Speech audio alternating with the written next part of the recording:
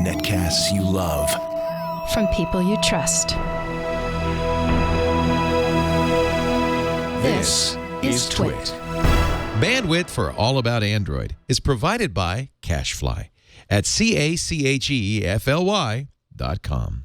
This episode of All About Android is brought to you by FreshBooks, the super simple cloud accounting software that's giving thousands of freelancers and small businesses the tools to save time billing and get paid faster. Try it free at freshbooks.com/AAA.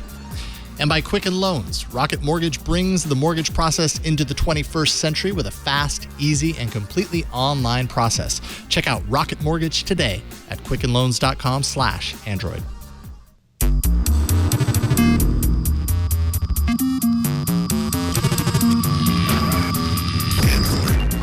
Hello and welcome to another episode of All About Android. This is episode 292, recorded on Tuesday, November 15th, 2016. We're your weekly source for the latest news, hardware, and apps for the Android faithful. I'm Jason Howell.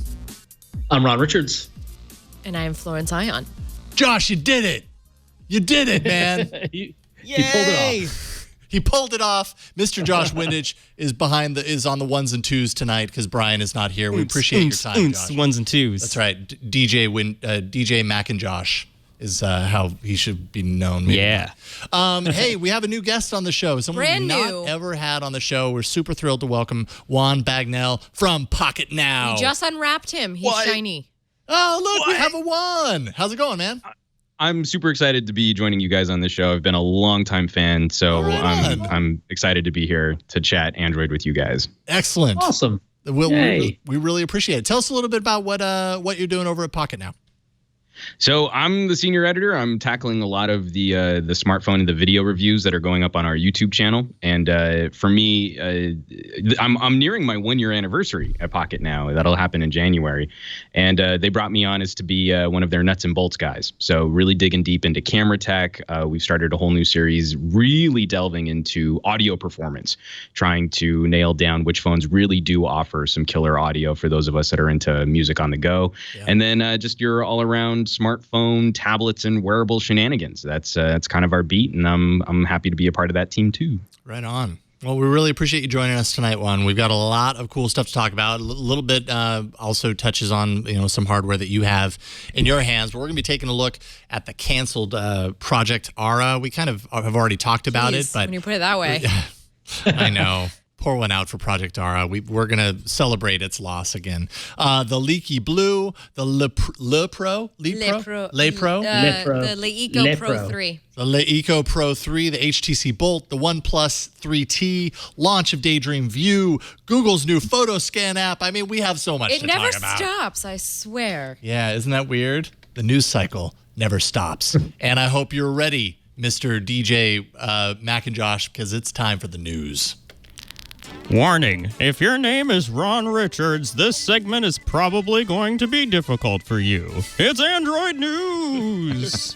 Wow, I think that's my first personalized Android news bumper. I'm honored. I would like a personalized Android news bumper next time. Thank you very much. Yeah, remember that, Mac and Josh. Yeah. All right. I didn't know that was a thing that we could do. Get personalized. I know. But the sad thing is that it's gonna make me a very sad panda when we talk about that story, but at least let's delay it as long as we can, Jason. Yeah, let's delay that sad story with another sad story to start things off here. A backdoor has been discovered in firmware installed on some lower-cost Android devices. Among those affected are Blue products, in particular the Blue R1 HD.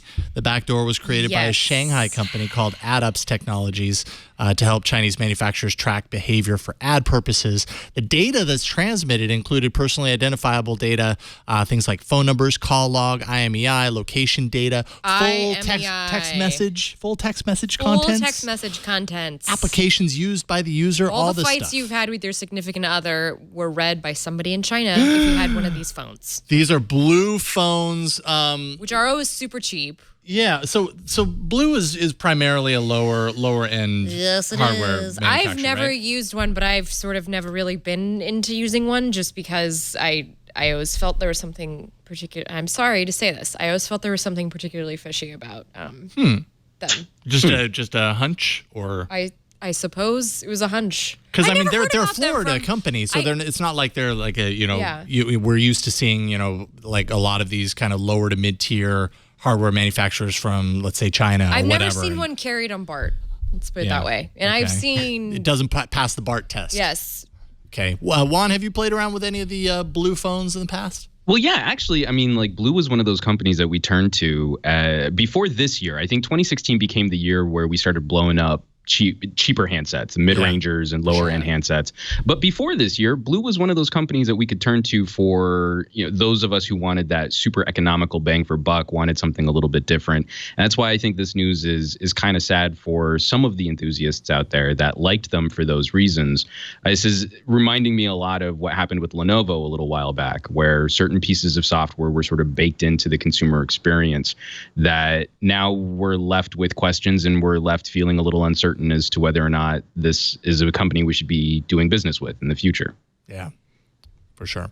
This was discovered by CryptoWire in lab testing. I haven't heard of any like secondary kind of research to kind of back that up, but they discover it, reported this to Blue. Blue apparently was very surprised at the discovery, and apparently this particular... Really? This is what they said You mean like publicly. how Samsung was surprised their batteries were exploding? I believe that, though. I absolutely believe that. I think- You're right. Actually, it's not potato. I know, but I believe that Samsung was surprised that the batteries were exploding, and I believe that this company was shocked that this was happening because the way these products are coming together or piecemeal, you're buying a lens and camera processor from this company, from this manufacturer, and you're getting the processor from this manufacturer and this piece of software from another place, and they're sometimes these companies might not know every little nook and cranny. They're not building the device from the ground up like an iPhone. No, they're buying it from these factories in China, just like white label Yeah. phones, the ones that you can buy in mass, and they're not checking any of the software or anything that's built into it, and they're preying on people. I mean, this upsets me because it's a low end phone, so it's usually bought by somebody who wants something affordable, and that really bugs me. Now, but we have to ask: is Blue? Do we have any information on whether or not Blue is actually profiting? The information that is being sent around. It doesn't is that going to matter. Blue It's in still Miami? security like that. It's Well, just no, a but huge that's what I mean. Is the idea of Lenovo doing something like this, or the idea of Blue doing something like this? Are they knowingly putting the software on there in a way that harms the consumer security experience, or is this something that was completely outside of their control in the manufacturing from what we just described? I mean, this is sort of like Dell in the 90s. They're, the bottom of the barrel, whatever the cheapest component pricing they could get.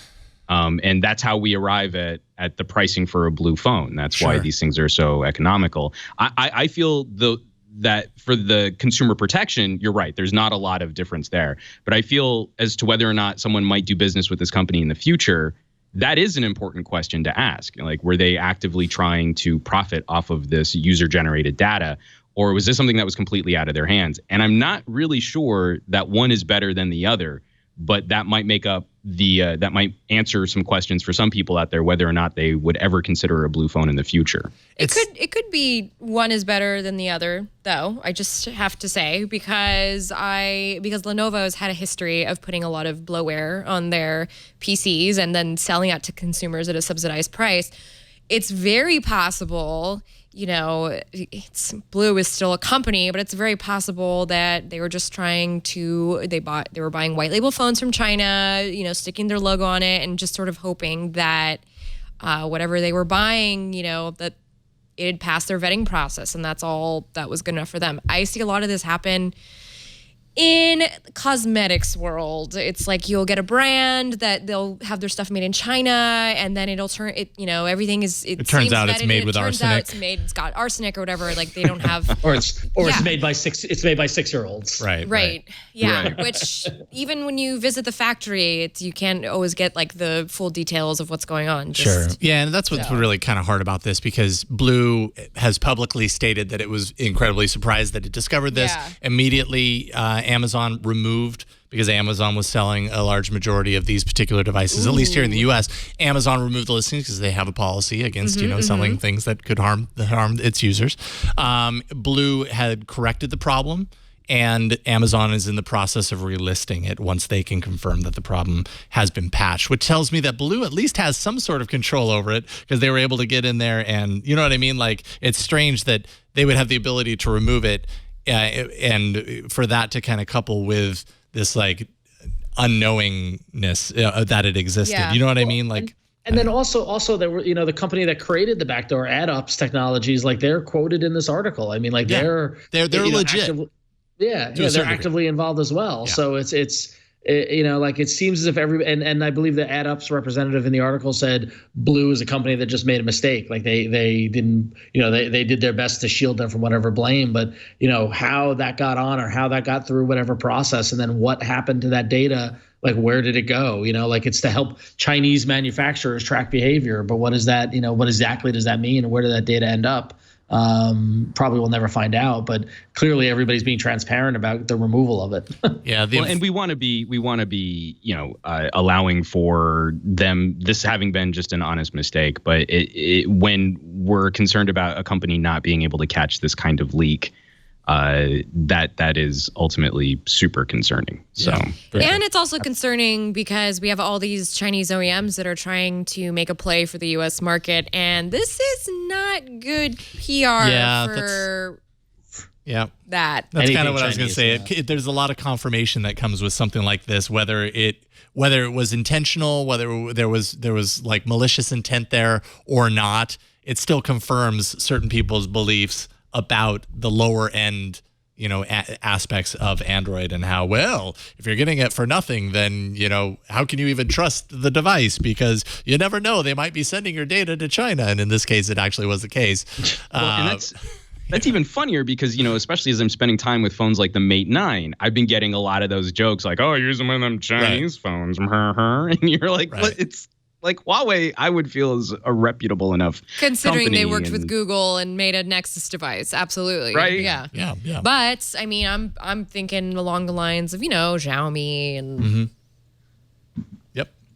and the plethora of other ones. So what about modular phones, Ron? So now's the sad part of the show. As everybody knows, sorry. That wasn't actually the sound effect. There we go.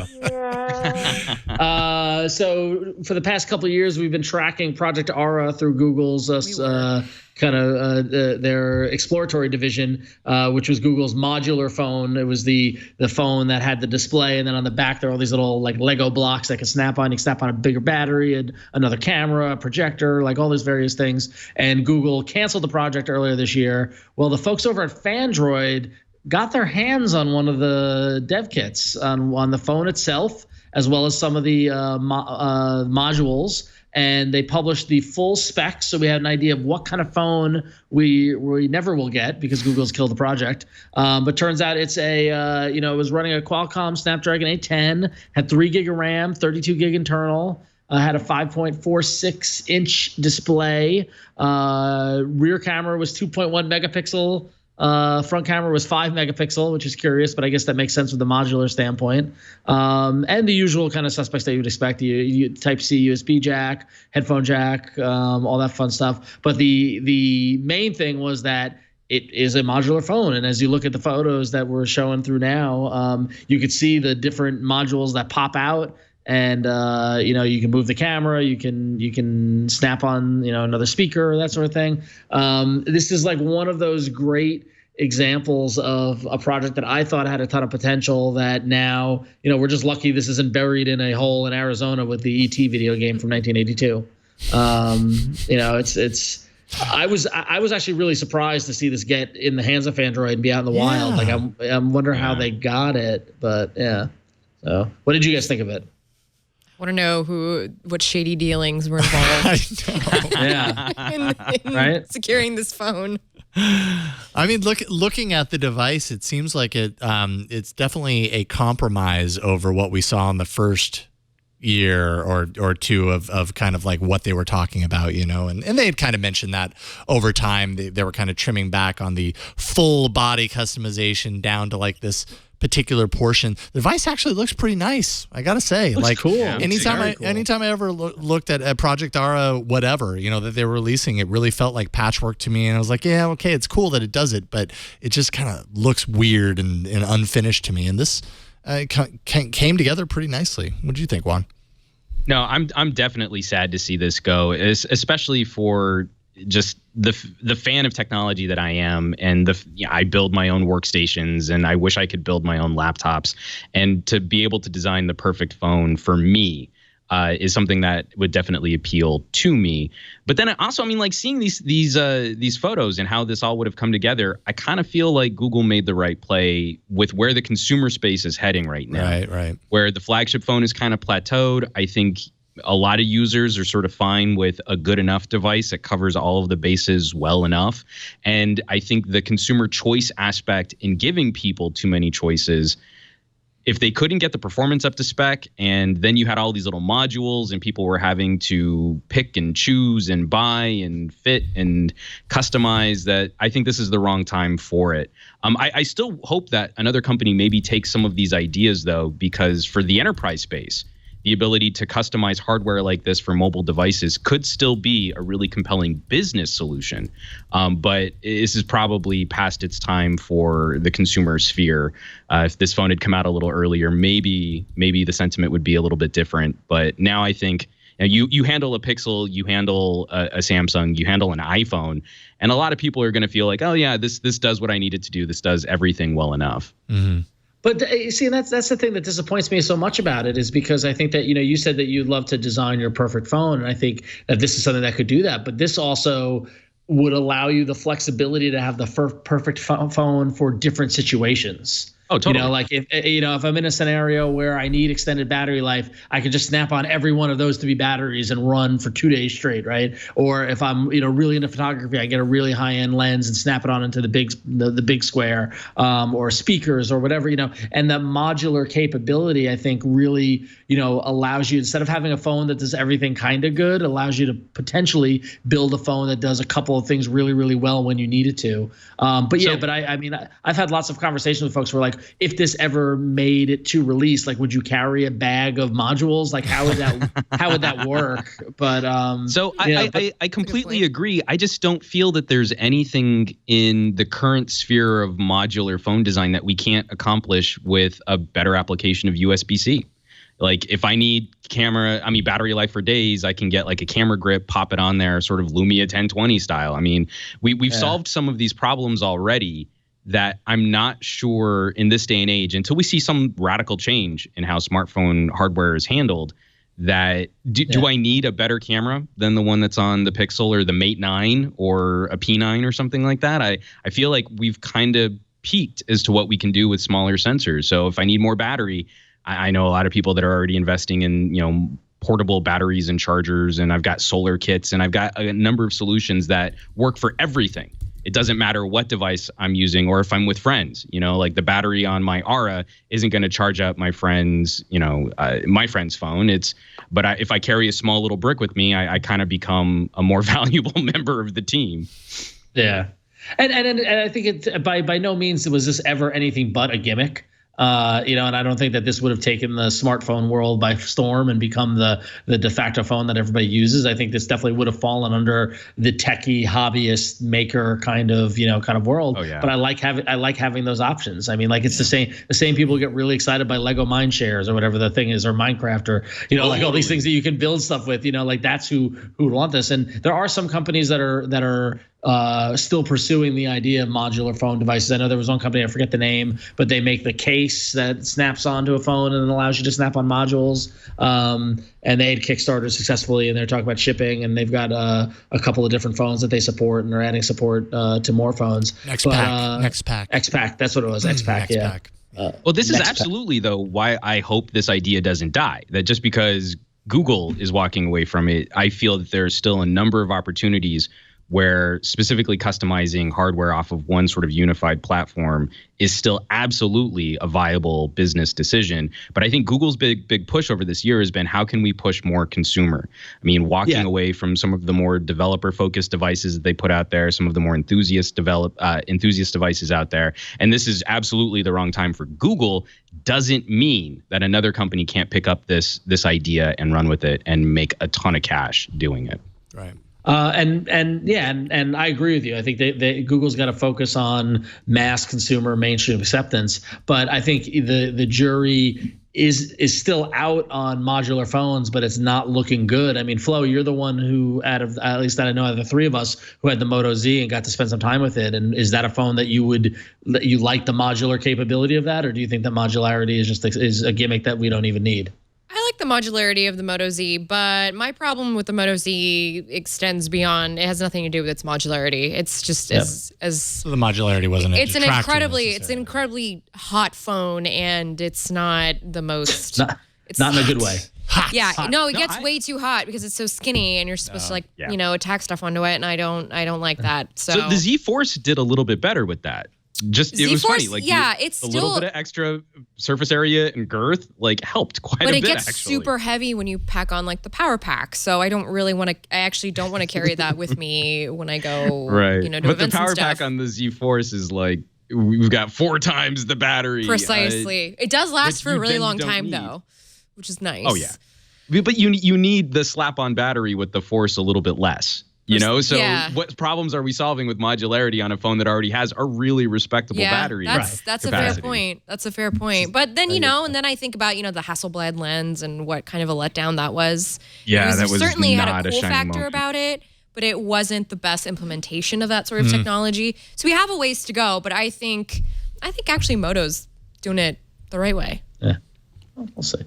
Well, and if anything, the Moto Z, the projector was the only one that got me excited as far as the modules that came out, especially after seeing your review of that camera Flow. But yeah, so pour one out for Project Ara. Maybe someday it'll resurface in another shape or form. Who knows? If not, hopefully it ends up in the computer museum or some sort of place where we can learn from it. So, Ara, sad. We salute you. We hardly knew ye. All right, we've got an email. Flo, take it away. By the way, we're going to have like an entire memoriam at the end of this year of like all the devices we lost this year. The devices the Nexus 9. It's a great idea. Academy Awards style. We should totally do it in we should memoriam actually segment. do that. Yeah, we should. That's a great idea. Like an Oscar Academy Awards style. So we've got a lovely email from one of our viewers, Jared. Jared asks, I would like to hear your thoughts on why reputable tech sites and other media, including AAA, don't show the HTC 10 any love. It's a great device with very few flaws and has been on sale for $550 lately.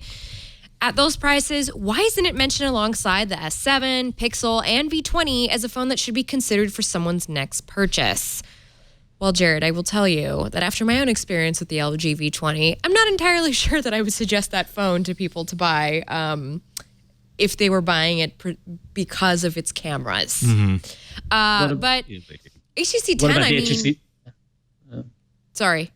Who was that? I was going to say, great about the LG V20, but what about the HTC 10? Right. So, but the thing about the HTC 10 is that it is like... It's a really great phone, but it didn't get a lot of marketing traction this year. And I think that's partly why a lot of mainstream tech publications and tech blogs don't really talk about it, because it's not... Kind of forget about it. It's not an eye grabber, and I hate to say it that way because then it makes it sound like, well, why is the media picking and choosing? But the truth of the matter is we only have the biggest news staff and you can only cover so many things.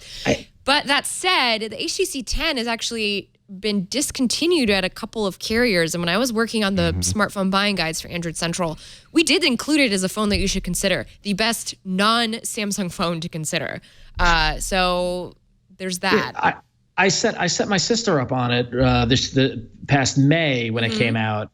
She was on the HTC M8 and she had skipped the 9, and so she needed a new phone. And so I was like, stick with HTC. It's what you know. The 10 is a great phone, and she's loved it so far. It hasn't been any problem. And I was thinking about this question, and I really think that the HTC 10 is kind of like the Ford Taurus of phones. in that The new it's Ford just, Taurus? No, like the Ford Taurus from like the 80s and 90s. You know, like it was a solid car that soccer moms and average, you know, like it worked. It was a good, but there was nothing sexy about it or exciting about it. It was just a workhorse. And But I think feel like that's not fair to HTC because I think that their phones are super sexy. Like I think they're the only. I think they're making some very sexy phones.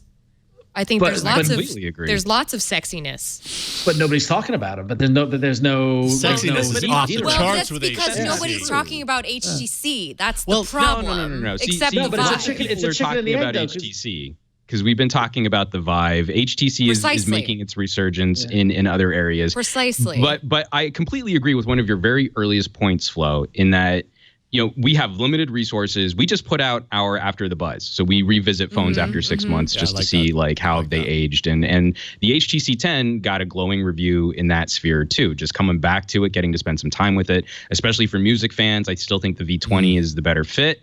But the HTC 10 is formidable when it comes to audio. But that video has been one of our lowest watched, has been one of our lowest shared. I don't think it ever made it up to Reddit. We can't do HTC's job for them if we're also not going to be able to make money off of these videos. I mean, if you want the inside baseball, every time we take a hit like that, where we've spent so much time going through the camera, going through the audio, going through reviews, going through comparisons, and they perform that poorly, our audience is telling us that they don't care. So we know that there are fans out there, and we know that there are people who are passionate about HTC. And Ron, to your point, I mean, like if she got to skip the M9 going from the M8 to the 10, that was the perfect way to do that jump. Yep. That was a great jump for her.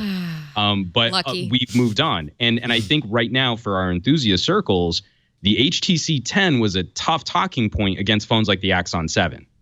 It started out at a really high price point. Then we got OnePlus 3s, Axon 7s, Honor 8s. A lot has happened since the HTC 10 was announced. And I actually think that going back to Flo's point, I mean, it's not the phone you could think it's sexy, but if no one's talking about it, nobody cares, then it's not sexy. It's a chicken and the egg kind of thing, right? And the phone. Well, I just meant in comparison to the Ford Taurus. No, for myself personally, I think it's a sexy phone. The phone could be completely, but if nobody else does, then it's not. I mean, that's kind of like coolness or whatever, But the thing about it is that the phone could be extremely underrated, which I believe it is. And I think actually, Juan, to your point, the competition phones are out at the same time as it came out. But actually, I think because the M9 was such a stinker, I think that hurt the 10 because it had HTC also needed to spend that time rebuilding their brand. And to expect that they were just going to come back to where they were with the 1X and the 1M7, those sort of heydays of HTC taking their brand, walking away from the shadow of them being an ODM, not having a million different variants on every single carrier, but just putting out one phone. You're absolutely right. The M9 totally put a huge hole in that strategy. But that's also why, I mean, especially in an era post Note 7, why these companies haven't been doubling down on advertising, why these companies haven't been putting boots on the ground. I can go to two different Samsung kiosks and play with everything else that Samsung has to offer. I can go to any number of Apple stores, but trying to get someone to handle a V20 in person outside of a carrier store, trying to get someone to handle an HTC 10, I mean, I can't make up that part of the conversation as much as I'd like to for the enthusiasts who are fans of these brands, as I'm fans of these brands. I can't make up that marketing difference on YouTube making my reviews and comparisons. Mm-hmm. I can't wait for us to get to our hardware section, by the way, so we can talk about HTC a little bit more, because there's more to add to that.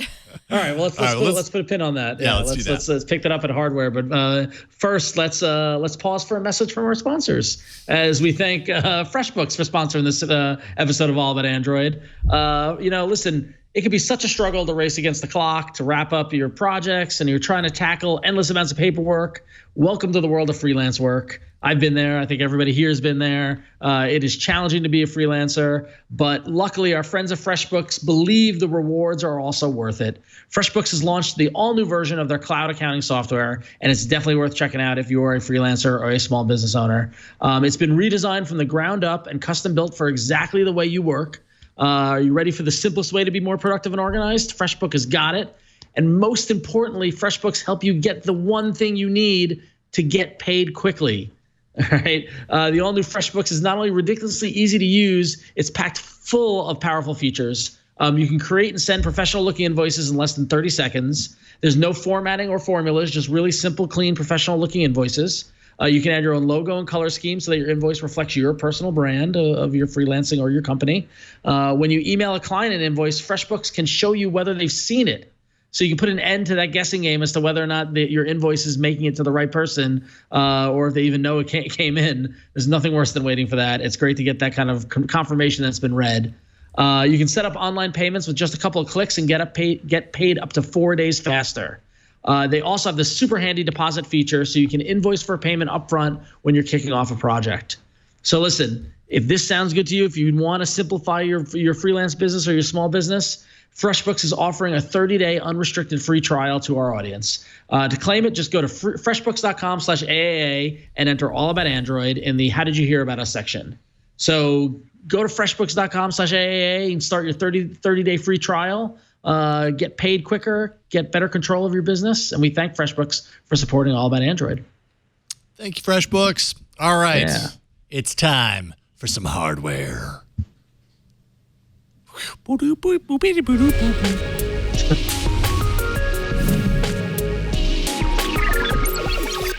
Ron went to an event. What event did you go to, I went to an event. So look at this. We got this. I got the little the Le Echo. So a couple weeks ago, Flo, you went to the launch event in San Francisco for Le Echo, right? The Chinese company that sounds French. Mm-hmm. Well, they brought their dog and pony show over to New York City. They actually, as opposed to doing like a launch event, they set up kind of like a pop-up shop downtown. And I was able to go visit it, check out all their phones, check out their TVs, check out their VR headset. They also have got a crazy bike. Like the bicycle. Did you see that, Flo, in their presentation? Like yes, I did. An Android powered bicycle that's not out yet. Yes, but I did. I did walk away with a Le Pro 3 to check out. They were very kind enough to give me one to play with, and I've been playing with it for about a week. And I gotta admit, for $399, it's an impressive little piece of phone. Yeah, that's nice. It is very, talking about HTC, it is very reminiscent of the HTC design. It looks very familiar, but it's got some power really packed into it. It's got a Snapdragon 821. It's got 4 gig of RAM, 64 gig of storage. It's got a 16 megapixel rear camera. It's 5.5 inches. It's got a huge battery, over 4,000 milliamp battery. And I got to admit, I got this last Wednesday, and I've been testing it and playing with it and running with it. Since then, I have not charged it once. What? And it's at 20% battery. Wait a minute, what? Oh yeah, doesn't it? Wow. Yeah. How's that possible? I don't know. It has that giant battery, right? It's got a giant battery. It's got 20%. 4,070 milliamps.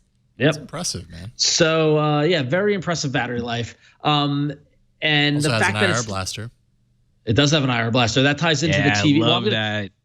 I'm going to get into the IR blaster in a second, but the fact that this phone is $399, and I feel like if this as a phone itself running stock Android would be like, talk about like a suggestion for what kind of phone I should buy at the $400 price point, I think the hardware itself is worth it.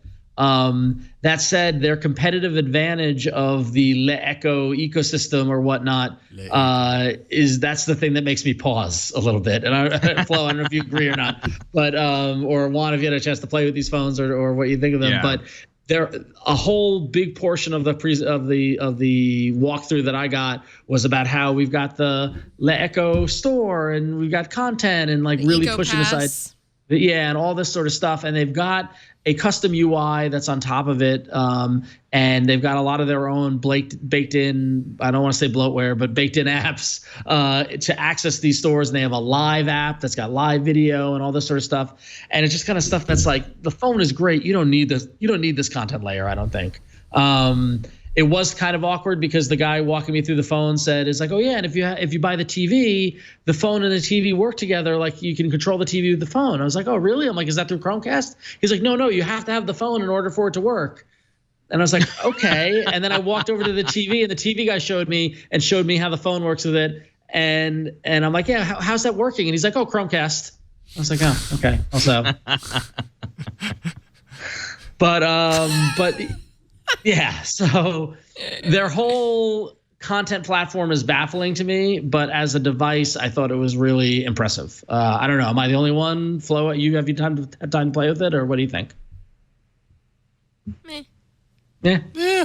Well, I mean, if we're Garner's going a to call man. any phone like a Ford Taurus, I kind of feel like this Chinese design language is indicative of that, like cookie cutter, mass produced. Yeah. Thank you, Juan. Aluminum. Exactly. It's the Yep. track home of smartphones.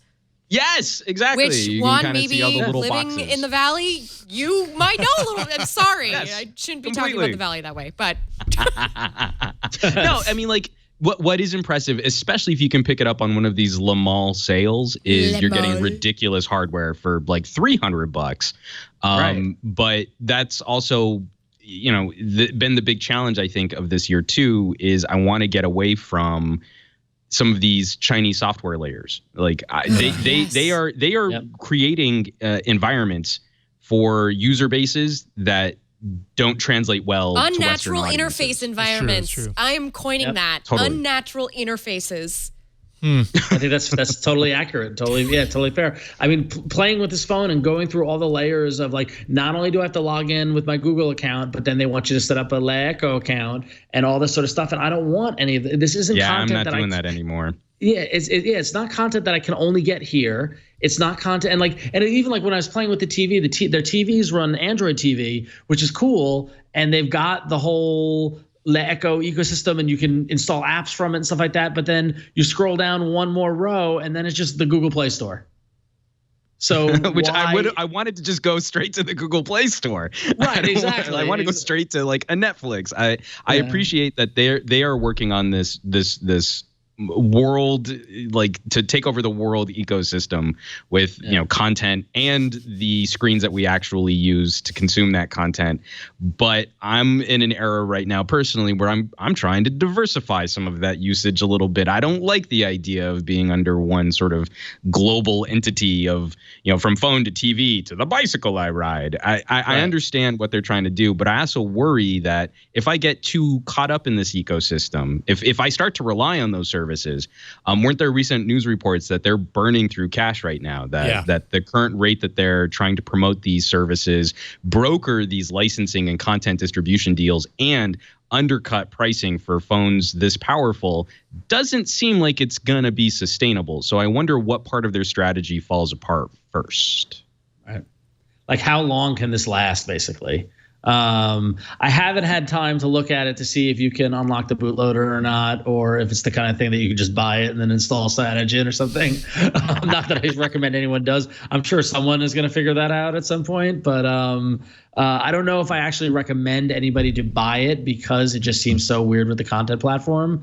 And I agree with you guys. The design is totally anonymous and totally just like it's that Chinese phone that comes, you know, it's an Android phone that looks a lot like a handful of other phones, but it impressed me, at least in terms of the display, in terms of the battery, the hardware specs alone. Yeah, but it just using it was just, you know, like I want stock Android. Like, give me this phone with blank stock Android, and it's a must buy.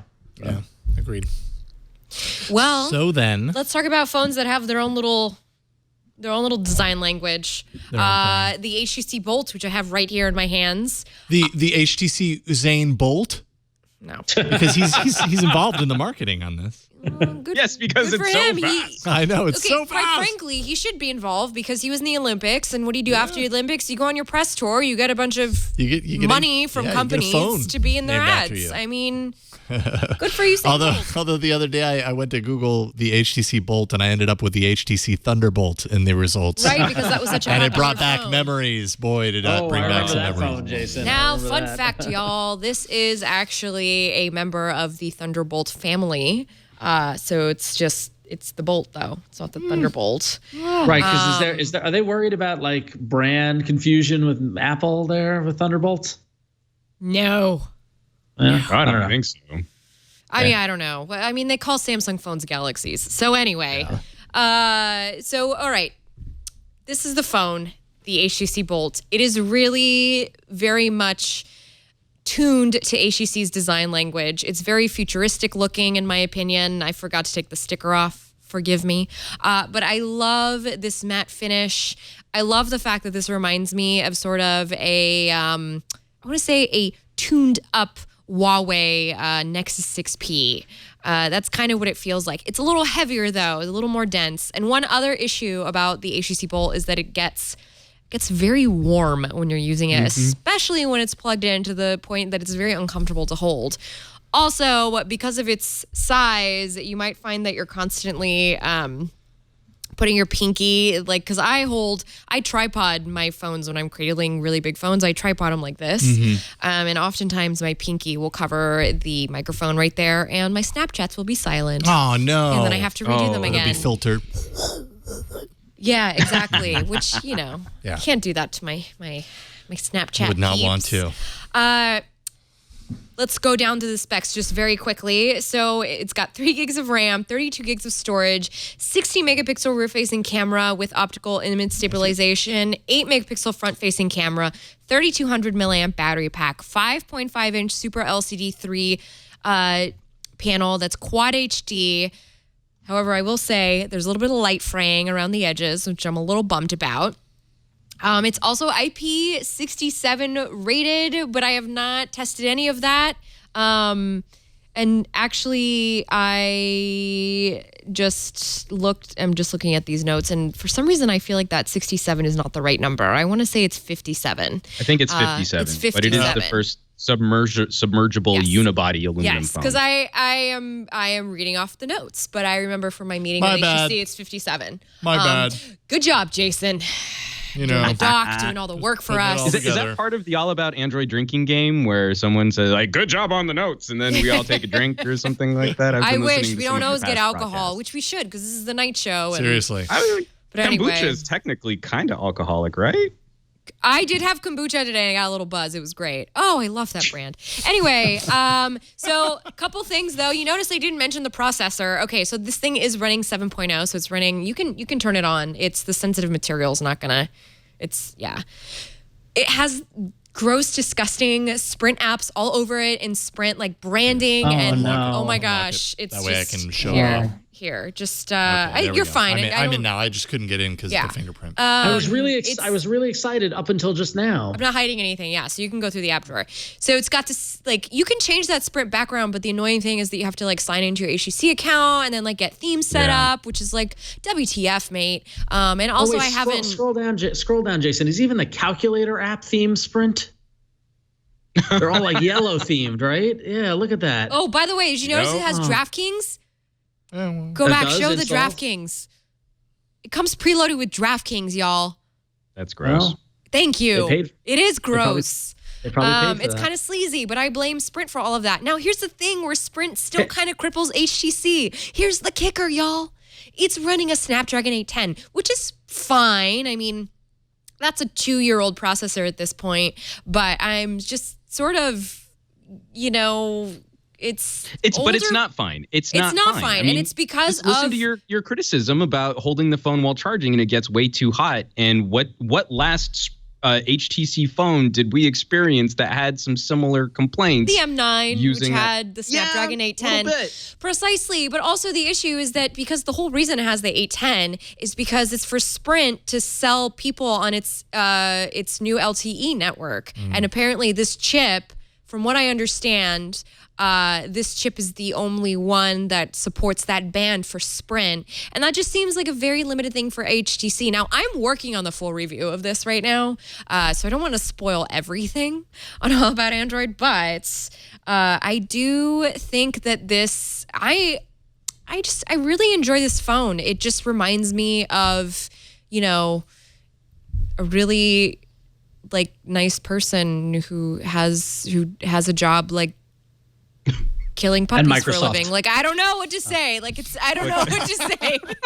Well, that should be the subhead of your review, by the way. It's like a really nice The person that kindly kills old man who puppies. kills puppies. Like, I don't know what Wow. to say. Okay, that wasn't a fair comparison. Okay, it's just Sprint completely marred this phone, and this is yet another example of how carriers ruin everything. And I'm just so darn sick of it all. I'm so sick of it. Can you uninstall those pre-installed apps? Can you Try take it. off Try DraftKings or uninstalling Airbnb? DraftKings. Okay, so DraftKings, hold, uninstall.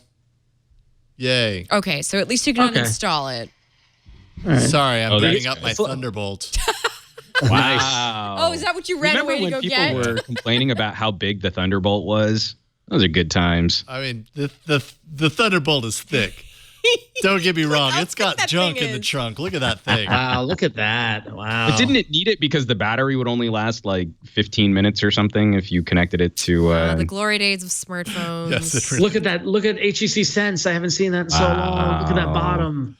Oh, Yeah, man. I I went missed through- the flip clock too. Those are good I went times. through my box of old phones and found this in there, and yeah, there you go. I'm might fire surprised it up still my has a slow charge. speed. I mean, seriously, this thing still has a charge, dude. How crazy. Wow. How long has it been since this was booted up? I can't even remember. Yeah, there you go. Oh, look at There that you go. search bar. Wow. Look at that. This is the old Thunderbolt, and this is the new We've come Thunderbolt. we've come so far. It kind of has similar wallpapers too. How did that happen? Oh yeah, kind of similar colors. Wow, yeah, and then the best part of the Thunderbolt, of course. Yeah. Oh, I remember the kickstand. Oh, the kickstand was great. Listen, I'm gonna watch a you movie laugh, now. you laugh, but I wish phones came with that built in because let me. Now, I've been tell going you, back to cases just to get my kickstands I know, back. but it's not you. Sometimes you don't want a case, right?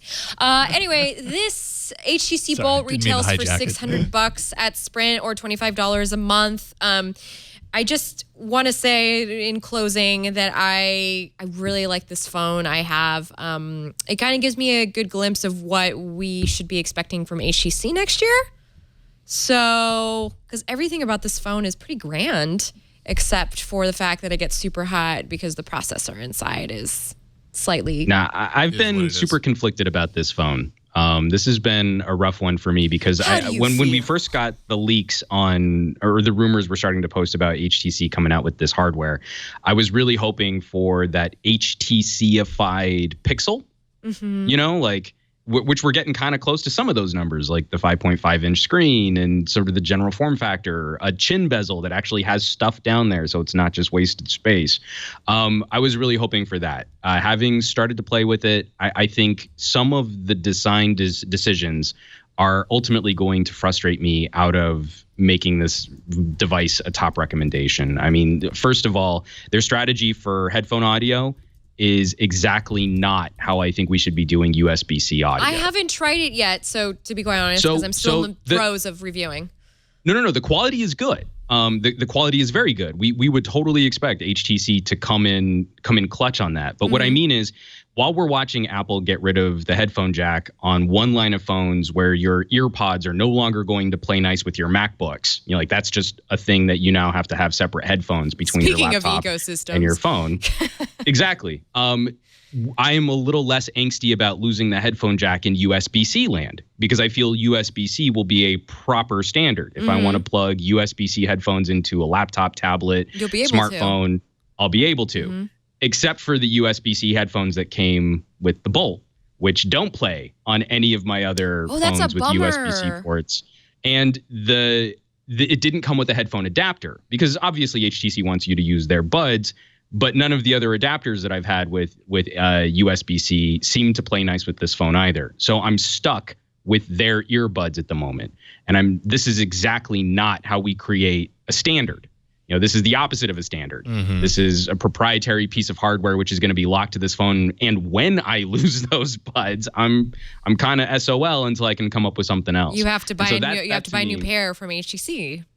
And that to me is a big ugly red X on one of my all-time favorite features for phones is I want to know that I can use really nice headphones. I want to know Right. that I can use the headphones I've invested my money in. Yeah. And that'll leave me with just my Bluetooth cans, which are fine. It's Those are- not, but that's it's a not fine consumer solution. friendly. You're right, though. It's not consumer friendly because most consumers don't want to be tied to one particular company for all of their things, especially those of us Android users who like having choice. Mm-hmm. Counter Well to said. what the manufacturers think, which is it makes your life better to be in our ecosystem. You're giving us more money. Yeah, we make so much more possible if you just we give make us so all much your more money. money. If you I'm checking for updates, by the way, because apparently the HTC Thunderbolt was upgraded to ice cream sandwich at some point. I Okay, missed the please. memo on that one. I would love it if you popped a SIM in that, and then I have no Verizon we SIM just to pop did like into we should do like a 3-year on Oh, whenever the heck that came out. Checking in on the hype. What's the name of your segment again, Juan? The check. What the was after the the check? hype. After the hype. buzz. After the buzz. You do like a 4-year-old after the buzz. I am totally down.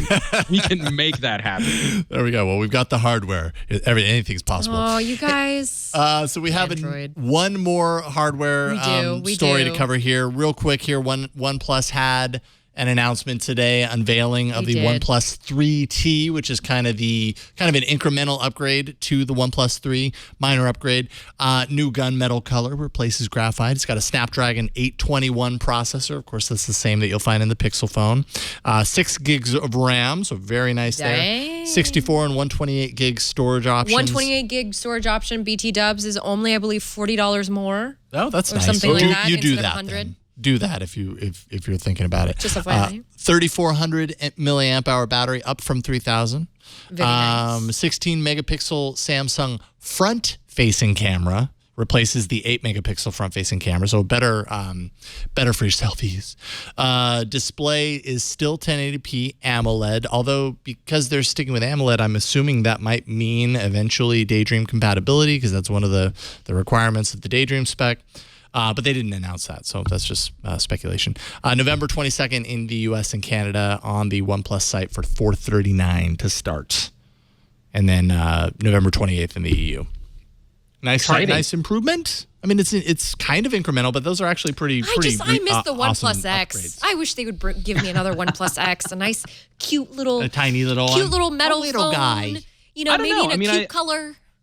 I liked the phone, but I have to agree with their stance where they were wanting to walk away from this like split tier. They were already trying to make as powerful a device as cheaply as they could. And then look at what's happened with some of our update situations with the Qualcomm 801. You know, a phone that's not that old, not really being able to play ball with some of these newer updates, apps, services, and some of this new Android, Google software. So I'm a little disappointed in this being just sort of the year-end refresh. When we're talking about potential Daydream compatibility, I was really hoping they'd take the screen res up a notch. But everything else, everything about what we like about the OnePlus 3, this is a nice little touch-up. And I'll be really curious to see how they handle a OnePlus 4 with this refresh having dropped at the end of the year. Sure, totally. I should say Kyle in chat is correcting me on the Daydream thing. He says that he read it somewhere that Daydream compatibility would not be included. It just doesn't have enough power, which is kind of hard to. I don't know. I'm still very confused as far as what's required with Daydream and why Daydream you need the requires waterproof so much hoverboard for Daydream, not just the regular Mattel hoverboard. You need power. You need power. Well, all this mention of Daydream probably is a great moment to transition, huh? I would think so. New segment. Yeah. We got a new segment. It's VR. Wait. Do you have a new role? Ooh. It's like we're there. Wow. That's pretty. I like that. That is so cool. Jeff Kosmicki comes through again with a new bumper for VR. It's like a dude in a room, an Android dude in a room, and there's like police sirens. Right. Okay, so I asked him about that when he did it, and I was like, so what's the idea behind the kind of sound design? And he said, well, you know, when you're in VR, you're in your own world, and then you break out of it, and this is the real world. No, that's you're why surrounded I by laugh at police it. sirens. It's funny, because that's that kind of stuff. the whole point of virtual reality. What I got to tell you, it's funny that you mentioned Jeff Kosmicki, who's the fantastic creator of that VR bumper, because I met him the other night. Oh, there's me. There's me and Jeff Kosmicki. I was at the live show of Super Ego, which is a podcast with Paul F. Tompkins and Matt Gorley and some other great comedian folks at the Bell House in Brooklyn. And the show was all done, and I was actually hanging out with my buddy Pete, Pete the retailer from Star Wars Minute podcast. And Jeff comes up to me, he's like, "Hey, Ron, all about Android?" And I didn't know I've never seen Jeff Kosmicki, and so I was like, "Hey, how you doing?" Thinking it's just a loyal all about Android audience member. He's like, "Hey, it's Jeff Kosmicki," and I lost it at the show. I completely made my friend take pictures. I was thanking him. He was great. We had a long talk. Apparently he grew up in the DC music scene in the 80s, which I'm a big fan of. So we talked about music. Jeff was super cool dude. Really, he drove up from DC to see Super Ego. That is so random and awesome. I love it. And what are the odds that in Brooklyn I would run into the guy who's created all of our awesome bumpers? So Jeff, hats off to you, and hopefully we can hang out again soon sometime. No kidding. That is so cool. That is so awesome. Yeah. Thank you, Jeff. All right. So then let's see here. So a couple of quick points around VR. Daydream is happening. Oh, it's happening. I got my code. I got my code today too. I got it yesterday. Yesterday. Yes. I didn't see it till this morning. And so I should be getting my Daydream View tomorrow, I think is what the tracking. That quickly? Well, I did expedited shipping to get it as fast as possible. You fancy guy, you with your fanciness. I mean, I just did regular. I didn't pay for it. But it's okay. So we should be getting that. We had wondered on the show, I think a few weeks back when we had Duncan from Osdroid on. Yes. Whether cardboard compatibility would be possible with Daydream View. And there was actually a lot of uncertainty around that, which I find really surprising since cardboard for the longest time has been low rent. Google, all you need is this little piece of cardboard to do VR. Why wouldn't it be compatible with Daydream? Well, it turns out Osdroid did check in and apparently has confirmed with Google that they are working on Google VR SDK that's going to work, that's going to bring compatibility along, cardboard compatibility in with Daydream. That includes turning that controller into a control mechanism for the button that you would normally push on your cardboard viewer, which, I mean, makes sense. Just happy to know that it's actually going to happen, because that's going to open up kind of the options for people who, have spent $80 on this viewer to have more content. Because it does really sound like Google's being pretty restrictive as far as like the content that's being made specifically for Daydream.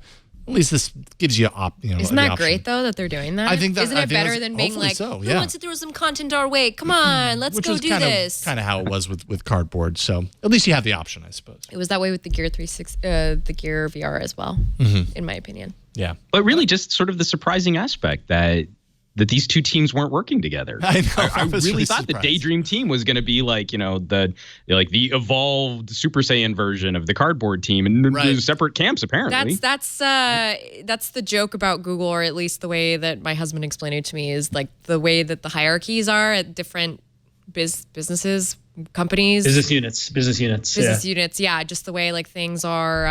Like Microsoft is a different organization, and Google is a different organization, and Apple has its own very special organization. So like every company does it differently, and this is just showing how sometimes how they don't talk. Things are a little. This is not news at all. I mean, like we've seen this for years, where the left hand doesn't talk to the right hand, and that's common for Microsoft. It happens at Apple. It happens at my left shoulder and right shoulder are always talking to me all the time. Should I do this? Should I not do this? Do it. Don't do it. Do it. Should I cut off that guy? Should I just let him go? Well, I'm not surprised that teams in Google aren't talking to each other, but this to me almost kind of felt like, well, what if the Surface Pro team just weren't talking to the Surface Book team at Microsoft and like, oh, we're working on a dock and it won't work with your, anything that's normally we would think would be compatible. That's just the thing that kind of caught me by surprise. Or maybe it's like Apple CEO standing up and saying the headphone jack is they're being courageous by moving past it and then announcing a laptop with a headphone jack. Right? I guess that's sort of the same thing. Yeah. No? Yeah. I mean, it's sad when you think about it from a holistic point of view as we're analyzing it, but I'm not surprised. I mean, they're a team working on their stuff and they're rolling out things. If we're going to do the music example, I would say it would be like having a play button on an iPhone that interacted with iTunes and then not having a play button on iTunes on your Mac, so you can't play your music. Right. Is kind of what we're looking at. Like, we have a button for Daydream on this remote, and no one thought like, oh, hey, you know what else has a button and does VR and uses your phone screen and all of these sensors and gyros and lenses is this other thing that we're working on in-house. And they both sort of do similar things. Do you think the button might work for cardboard? And no one thought like, hey, that's a neat idea. We should do that. That's what I'm surprised Or by, if they did, it certainly took them a long time to kind of get from one point to the next. We had to point it out first. Yeah, like people actually getting these Daydream Views going like, hey, I was already sort of on board this Google VR experiment with cardboard and now nothing works. Yeah. Maybe we could do something about that. And now we're seeing them start to talk about like, oh yeah, well we could totally make that happen. You're like, okay, cool. You know, I'm that's glad a you're really on good board idea. this We'll idea. get back to the drawing board and let you know when we're done. Right. Thanks, Google. But we'll be getting the Daydream View. I mean, we'll have them next week. Maybe next week for the entire show, you and I should just wear our Daydream Views. It's the whole show. That'll be great. Oh, that's right. You're not going to be here next week. Never mind. Anyway, I'll wear both of them at the same time. Okay. I'll have somebody curry you mine. So speaking of Daydream, just BT dubs, the Daydream app is now live in the Google Play Store. Just in time for those of you that have, for those of us have gotten our promo code. Some of us, of course, didn't pay for expedited shipping, so we'll have to wait. I'll tell you all about it. Also all about expedited shipping. It's so fast. Also, YouTube has also released its standalone VR app, so that is available to those of you that want to engage in some virtual cinema. Yeah, you know, and even if the video content on YouTube isn't necessarily immersive, you know, content or whatever, you can put it up onto a virtual theater screen. You'll feel like you're in the movie theater, and you'll watch all of your video content through YouTube. I'm actually in that really virtual stoked for that. environment. Me too. I just want to plop on the couch with a Daydream on my face and be like, everyone leave me the heck alone. This is my safe place. And just watch like Mean Girls for the 50th time and like just Years ago, did you guys ever play with that Sony headset? It was like the Sony Cinema headset. I can't remember what it was called, but it was a ridiculously expensive visor with headphones that you would wear on it was at the face. Sony store, and you could try it on. And I think no great like VR or anything like that, but I loved that feeling of like I'm in this movie theater all by myself and I love this movie. And to be able to do that with a phone only a couple years later is kind of amazingly rad. It's so the same I'm as super getting stoked under the for this. covers with the laptop in college and being like, why won't everybody leave me alone? My safe place. Leave Just, me like, hunched over the alone. laptop. We see we didn't have safe places when I went to college because we had laptops and covers, and we would just make our own safe fort. This is safe fort kick-ass. There you go. This is great. All right, before we get into other apps, because that was kind of a mini apps. That was an apps preview. Let's take a moment to thank the sponsor of today's episode. That is Rocket Mortgage by Quicken Loans. It's all about securing a mortgage, and finding that information in order to do that is not the easiest thing in the world. I've been through the process. It's not super enjoyable to have to go finding all the little bitty details that are needed in order to do this very important thing, right? Secure the mortgage, get a home. The other side is, the end of that journey is so sweet, but getting there isn't always that easy. Well, Rocket Mortgage brings the mortgage approval process into the 21st century, makes it at least a little bit easier for you. It's fast, powerful, and completely online. Rocket Mortgage actually has taken all of the complicated, time-consuming parts of applying for a mortgage out of the equation, removed it entirely. So if you hate searching through stacks of old files, old paperwork, finding all that information wherever it happens to be. I know in my case, it's everywhere. It's not the easiest thing to dig up. Well, with Rocket Mortgage, you can easily share your bank statements, your pay stubs, all of that at a touch of a button. That's going to help you get approved in minutes for a custom mortgage solution that's been tailored to your unique financial situation. And even better with Rocket Mortgage, you can do all this with something you already have. You have your phone, your tablet, wherever you happen to be. You can do all of it with your phone or your tablet. It's a quick online process that you can manage from the convenience of your couch. Heck, you could probably even do it from the convenience of a movie theater if you really wanted to. But so if you're looking to refinance your mortgage or buy a home, check out Rocket Mortgage today. Just go to quickenloans.com/Android. That's quickenloans.com/Android. Equal housing lender, licensed in all 50 states, NMLS, consumeraccess.org, number 3030. And we thank Rocket Mortgage by Quicken Loans for their support. All right, we have some apps to talk about. Let's do it.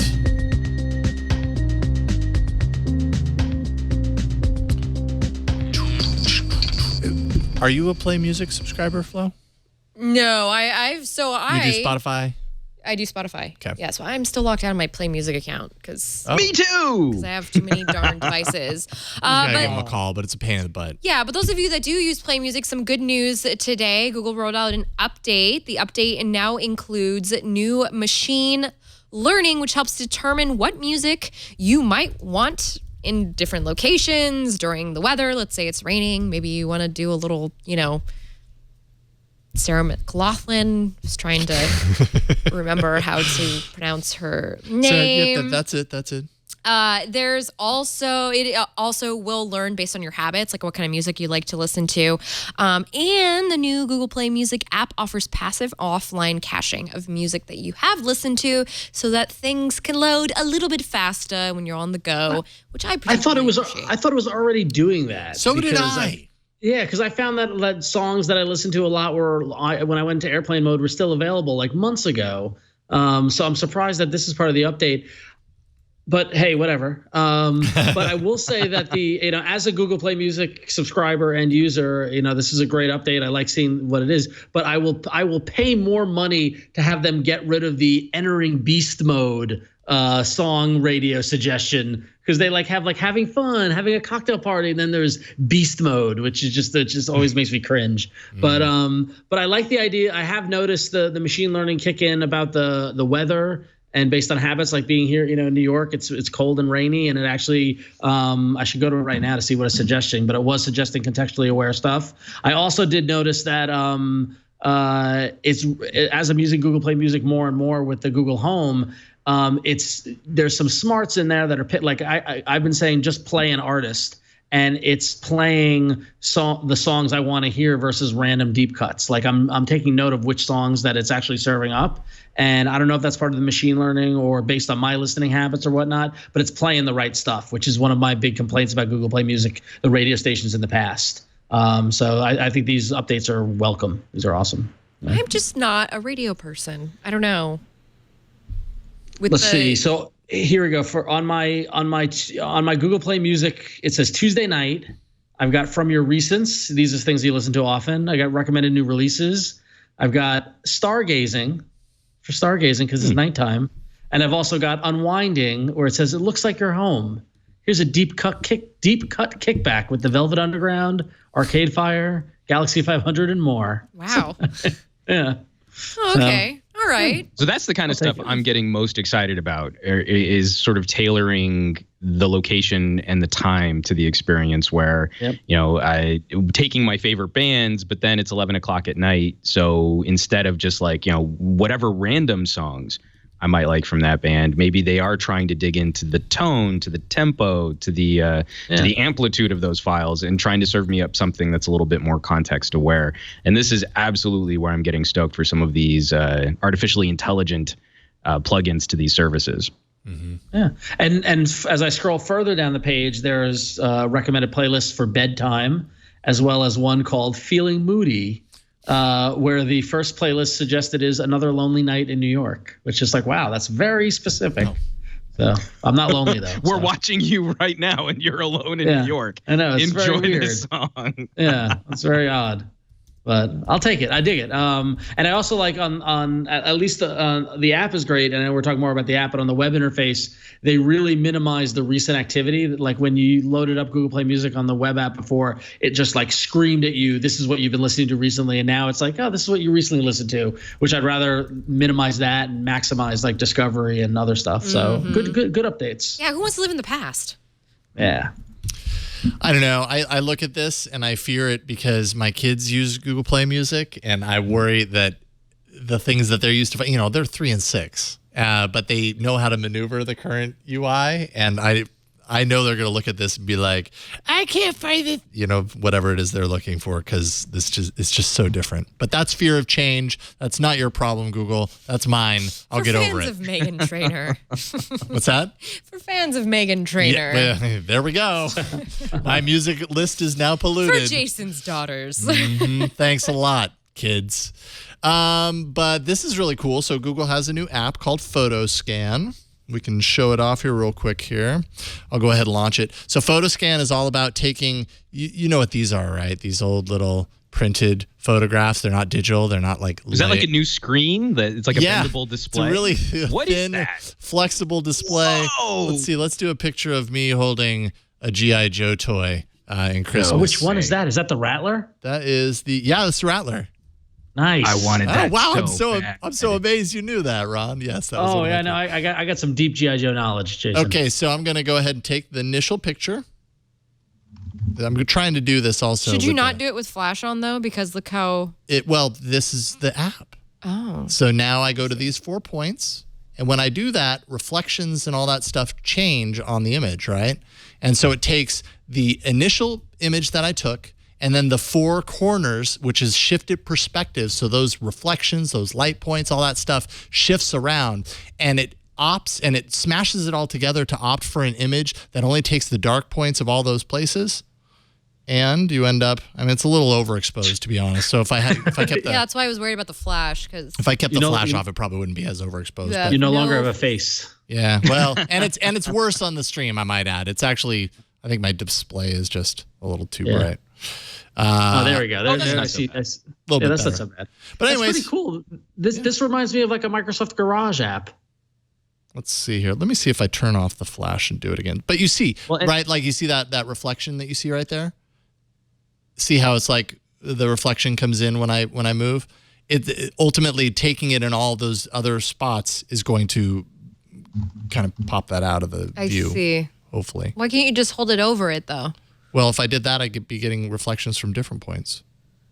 Or literally reflection of the phone in your photo. I've had that happen that's too on true. really glossy photo papers. But what I liked about this perspective shifting though is this seems like a smarter and a more accurate way, because there have been a couple others. Like I think on Huawei phones, you have like a document mode where it doesn't matter what angle you hold the phone at, it's going to try and fix the slide or the presentation or something like that.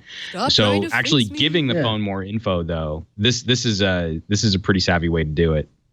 Yeah, this is like this. Yeah, this is I forget the name of the app, but the Microsoft app where you could take pictures of whiteboards and things like that, where you take a picture of it like on an angle and it like normalizes it and lines it up and that sort of thing. But applied to photos, that's really cool. So and if it's baked into Google Photos, that's even better. So that's what it does. It uploads full res to Google Photos, and now I'll have that in my. I mean, the thing is, it takes a little bit of time, so it's good for one-off. But if you're gonna do this to your hundreds or thousands of old photos from when you were a kid, like that would take a really long time. But it's a nice way to do it. So there you go. Flo, you wrote an article. I did, and then Ron and I were just having a discussion about it. I don't know why. Yeah, I don't know what's happening. I got very confused. You can't make last minute changes in the middle of the show, Flo. I didn't Watching make this chat go them. down. I wish I could share it with all of you guys, especially you guys in the IRC. It's been totes hilarious. It took 292 episodes for the wheels to fall off the bus. Okay, there's 2 pieces of news. We'll just do them really, really, really quick so we both get a chance. Okay? Google Translate also got an update today. Boom. Is it good? Yes, it makes it more contextual. It reads the whole sentence instead of just word per word. Oh, okay. Yes. And so it makes more sense. Yes. Well, no, it just is more contextual. It's just, No, it doesn't make any more sense. Ultimately, does it make more sense? It does make more sense. It makes more sense. But I mean, sometimes other things will make sense. It's just not like said in the most grammatically correct way when it's translated. The little screenshot that's on this article is like best example of it. Is the best example of it. So which is like the old would be no problem can be solved from the same consciousness that they have arisen. The new translation would be saying problems can never be solved with the same way of thinking that caused them. See? So it's so it's better. It's better. Not perfect. But I mean, nothing's perfect. We should not expect perfection out of technology. Yes. That is true. Okay, Ron's turn. All right, Ron's turn. Sorry, I deleted your story, Ron. I apologize. It's okay. I mean, I just thought it was interesting that WhatsApp added video chat now. So it's kind of like Google Duo or Skype functionality, but in an app that literally billions of people use. Yeah. So good on WhatsApp. Jeez. It was a highly recommended, good job, highly Flo. requested. Love Ron. Yeah. Highly requested feature for I mean, more than a it's billion people. one of those things. I mean, and honestly, like when Facebook acquired WhatsApp, there was a lot of worrying and all this sort of stuff. It verifies by your phone number and all the data. But I mean, I'm a loyal WhatsApp user. It's a key method of communication. Why did I not realize that? Yeah, for me and my family and friends and things like that. The group chat is easy. It just works. It's just one of those apps that just works. And I'm excited to play with the video chatting, although I won't do it on the street while walking down the avenue like the weirdo FaceTime users, because that's weird. So use it in the privacy of your own home. Or on public transit. Yes, it's the worst. Oh, that's the worst. You get stuck on Yo, what's up? How was your day? Oh my God, my boss was such a jerk to me today. Oh. I totally had that. I totally had an incident. I was on the Long Island Railroad going home to see my family, and I'm sitting in the window seat, and it's like 9 a.m. and a guy gets in and he's FaceTiming with somebody, and he's holding the camera to like go out the window. But I look at the phone and I see me in the thing, and I turn to him, I'm like, can you not do that? And the guy got all huffy and got up and moved. I was like, good, yeah, you should move. Like, but like there's going to be a reckoning. And I advise everyone to use video chatting sparingly. So or if you see somebody video chatting, feel free to insert yourself into that video chat, which I have done on occasion while walking down the street in downtown San Francisco. Hi, somebody's mom. That's weird. So it's like video bombing, but not photo bombing? Precisely. I mean, if you're bombing. doing it in a public space, I want to be included too. Yeah. Right. It's also end-to-end encrypted, by the way. Oh, that's good. Just saying. The WhatsApp video calls. Another reason you shouldn't do it on the train. So with like allos and duos and stuff like that, do you think WhatsApp now might actually have? Because I mean, we were talking on our show too about just some of the issues for like texting. What the next generation of texting is going to look like. And it seems like while we all argue about these standards, Facebook and WhatsApp are going, "Hey, we got all this stuff. It works great, and it works on any device you might want to use it on." Do we feel like this is going to become like one of those backbone services for people? Yeah, and that's I think the biggest complaint about Allo launching is that it's got such a big mountain to climb over the WhatsApp users and the Facebook Messenger users and we've ranted about the message. I mean, like messaging platforms and protocols are becoming a hot button for me because I just can't believe this is the mess we're in. And as great as Allo is, I think in some of the functionality it can do, I don't think it's as complete as it can be. And it's great that it's available across platform, but I don't think it's enough to get people to switch it. As of now, no one has. Flo is literally the only person who writes. I was gonna say, did you get my Allo literally. message today? Yes, I know, and I responded. But you're literally like, I could rename the folder that Allo sits in and just call it Flow, right? I mean, like because I'm the only one who uses it. I use it exclusively to talk to my husband because I love the stickers. Stickers aren't enough, though. I know they're not, but it's my job. I have to everyone. use things even when no one else is using it. So. All right, we are going to dive right in. Let's We're dive, gonna get to guys. the end of the Let's do diving this. board and go and dive into the arena. Never been able to do that. So many enter, but only one. Android Arena. I always belly flop, by the way. Oh, really? I was always a belly flopper, afraid. and I gave up learning how to dive when I was a kid. I'm afraid. I'm not a diver. Because you're tall? It freaks me out. I don't know. Because in 9 feet, you'd be okay. Well, going head first into water just freaks me out. I want to go butt in fun. first because, there's more padding down there. Yeah, it's true. That works for me, but head first, no thank you. Hey, we had a poll last week. It was bit.ly/AAA vote 291, and man, we added up the tallies. We got the electoral college results. We also got the popular vote tally. Don't say it. I don't know if we should be making those jokes. Yeah, don't make those jokes. Please, it's a poll. 38% I am bread wins. Yes, I am bread. You guys are toast. How long have you been sitting on that joke, Jason? Nah, I actually didn't come up with it. Captain J in the comments on the poll has the second comment there. I saw it. I ran with it. So I'm not ashamed. Yeah, well, it's important to note that with that win, Jason, you move up to 12 wins. The guests are currently still in the lead with 14. Jason's in second with 12. Flo, you've got 10. I've got 9. But as Wade County mentioned in the chat room, there's 6 weeks to go. And actually, this is a crucial week for me because I will be eliminated if I don't win. Or there's a couple of other the guest win and things like that can happen. But we're getting close to magic numbers here where we're going to one by one, we're going to be eliminated. If I don't win this week and Flo doesn't win next week, then we're both out. And it comes down to Jason and the guests. Well, for the I'm rest not of the winning year, next week, so Because or the week after. Oh no, I think you might be out. Flo's out. Flo's eliminated. Because you're out for the next 2 weeks, Can I right? send in my app arena? Nope. Doesn't Gotta work be like here. that. Nope. Yep, we got to be here. That doesn't work like that. Overseas? Next year. There's always next year, Flo. So next year, I guess. So then Naro was second place with 36%. TalkType voice keyboard was third place at 15%. Newton was fourth place at 11%. So who came in last of the returning? I do. It's me. Okay, so you're first. All right. I'm first, yes. All right, so you go for it. So one of the most iconic aspects of the Pixel when it came out was the revision to the search bar with the little Google logo up top. And the Pixel UI is only available to users with Pixel phones. But if you want that search bar, now you can have it. Custom search bar widget, also known as CSVW, is a fully CSV customizable. dubs. CSV. Oh no, I'm not saying that ever. It's a fully customizable search bar widget that, in addition to several other themes like you're showing there with the Rad Pack and some other cool stuff there, they have a Google Pixel theme which allows you to recreate and utilize the iconic Google Pixel little G box, little G button there. So what this is actually a really powerful search bar widget. You're able to not only customize the way it looks through all these different kind of designs that Jason's showing there, but you can also specify and you can change the colors and you can change you can make your own theme if you want, but you can actually specify which search engine that search bar actually searches.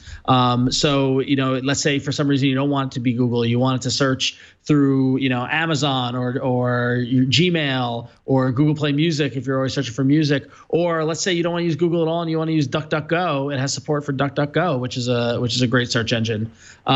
So it gives you full control over not only the looks but also the actual searches that are happening. And actually, Jason, you get the Pixel Launcher search bar if you do the in-app purchase for the Pro version. That's why you're not seeing it. Yeah, which I did. Yeah. Okay.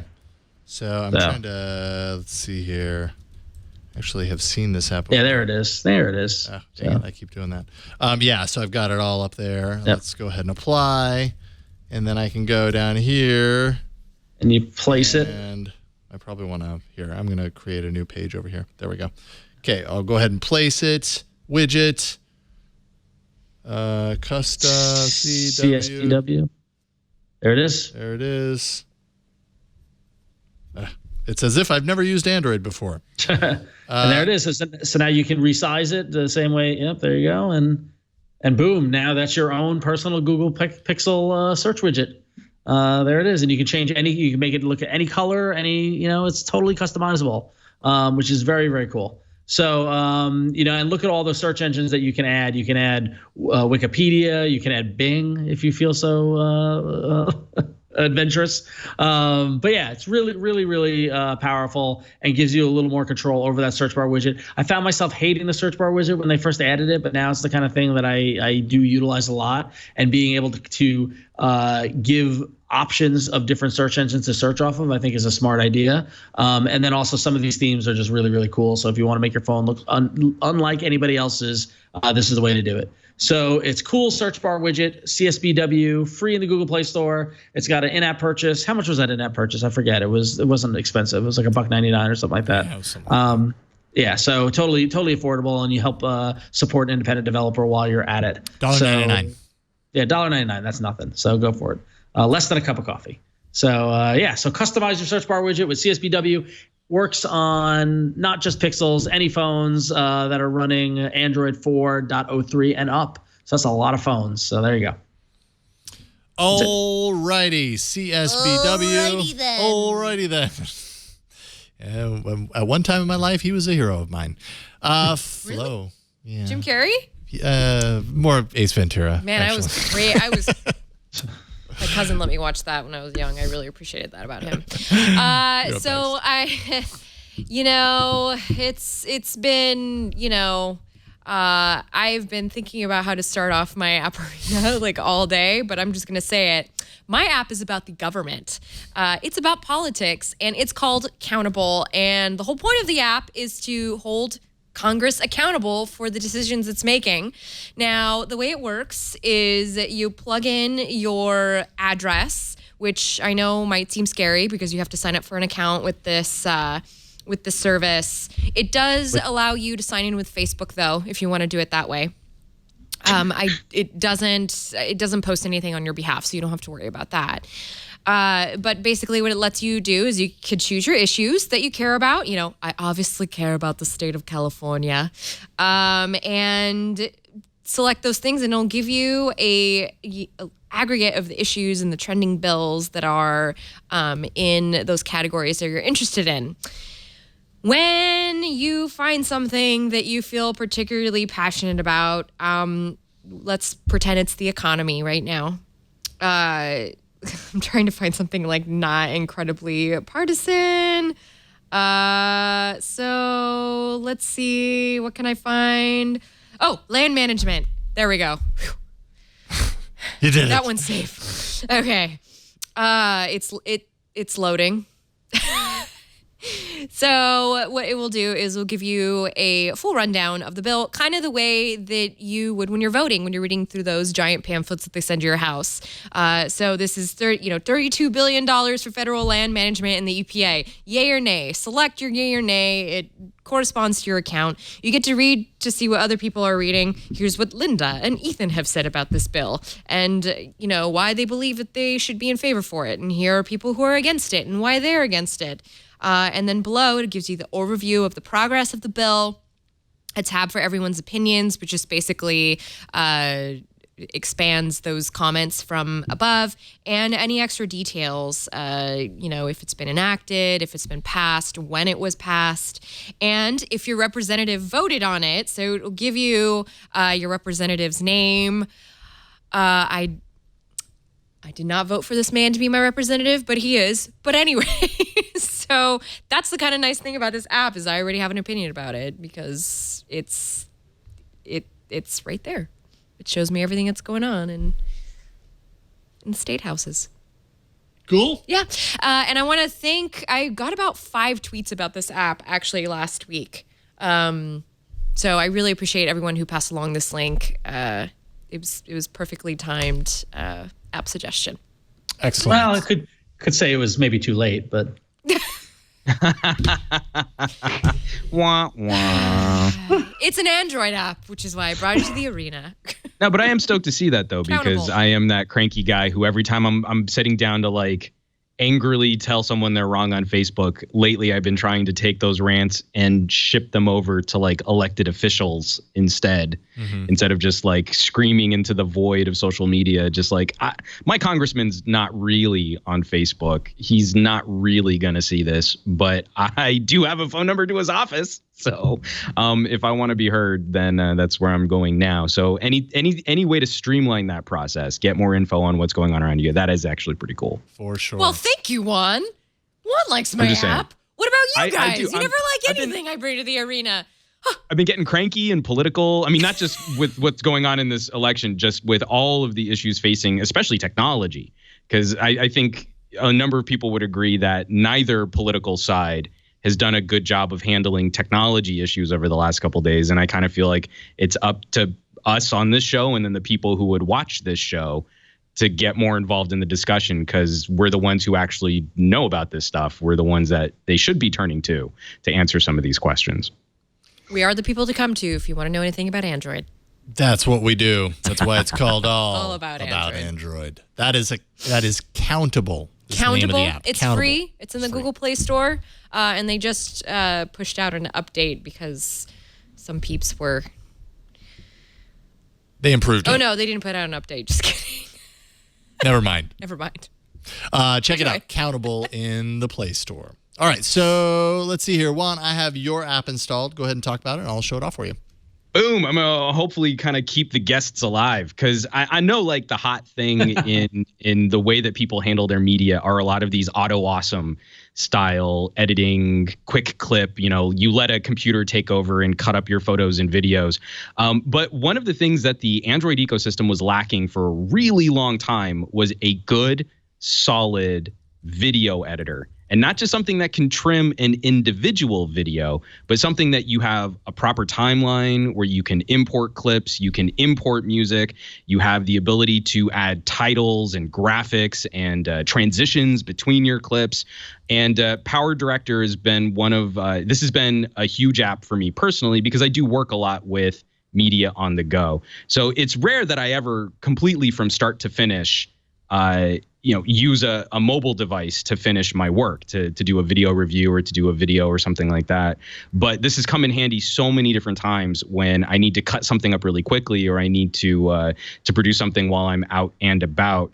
And I'm legitimately able to do a significant amount of work directly from a phone. Now, it gets even a little bit better if you use Power Director desktop software. Cyberlink's desktop video editing, because then you can start the process of editing and then import that to your main video editor. But my main video editors are Vegas and Premiere. So unfortunately, I don't have those kinds of options for when I'm starting to cut something up from a phone to move it over to another device. But this has legitimately become one of, I think, the best video editors on any mobile. So I think this is even better than what you might find in iMovie, for example. And in the kind of controls, the kind of options that you have for importing clips and cutting stuff up.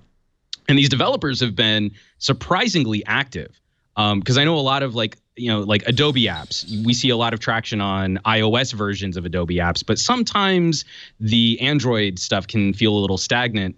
Whereas Cyberlink, they are regularly updating. They're constantly adding new graphics, new packs. I think they just recently added a second audio channel. So you can even have you can record a separate voiceover and add music and mix those against the individual pieces of audio in the clips of video that you've shot. And it's just become a really formidable platform for content creation while you're out on the go. So I've been a big fan of this service. I've been a big fan of this app. And this has definitely been a lifesaver for me in those critical moments where I need it. And then also just for those fun times, I can cut up some photos of my daughter and some little video clips, slap some music on it, put in some fun transitions, and get exactly what I want.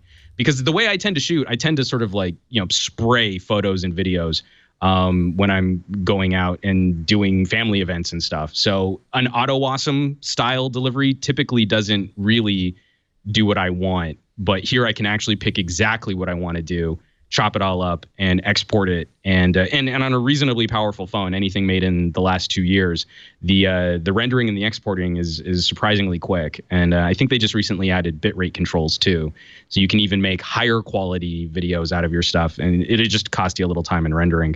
But this has been a really big one for me. So I was glad that it wasn't on your list of apps that people have brought to the table already. It's not easy to find apps that haven't already been brought to the table. I was going through that list, and I was really oh, well, I'm playing this dopey game. Maybe I can bring that one. Oh, wait, they haven't done this one. So I was happy about this. Good. Awesome. It's getting harder and harder to find these apps, man. Let me tell you. It really is. I believe it.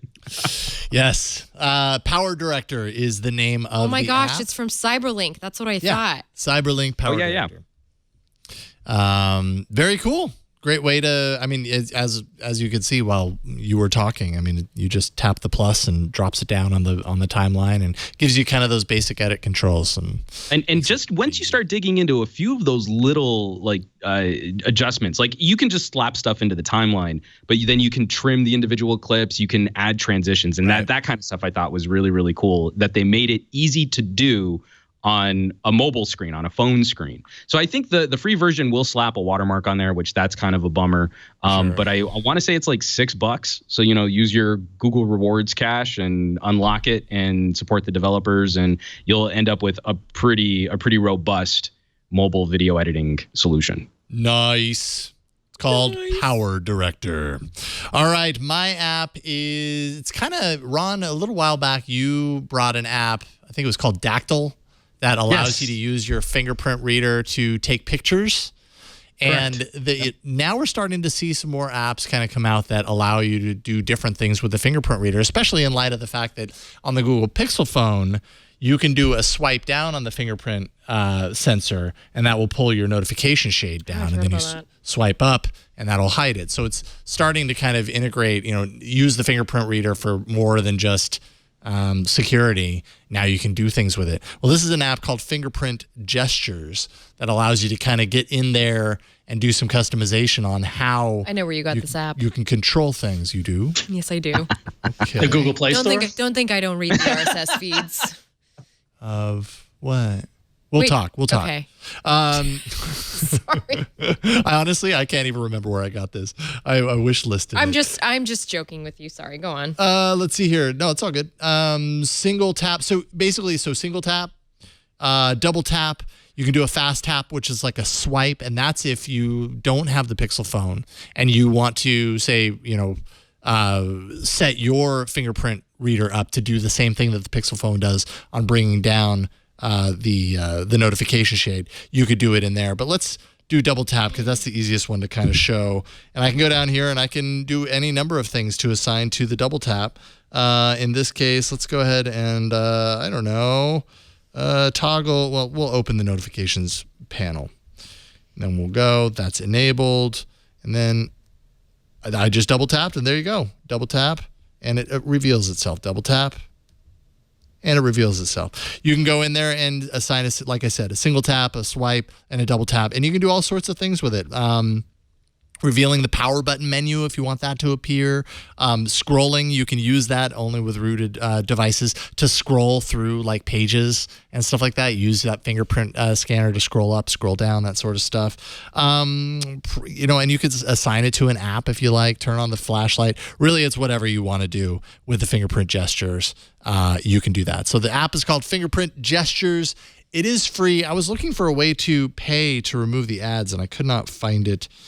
So if it's in there, they made it hard to find. Where did the ads show up on something? Oh, no, never mind. Maybe, it's in the About page. I didn't check there. What's that?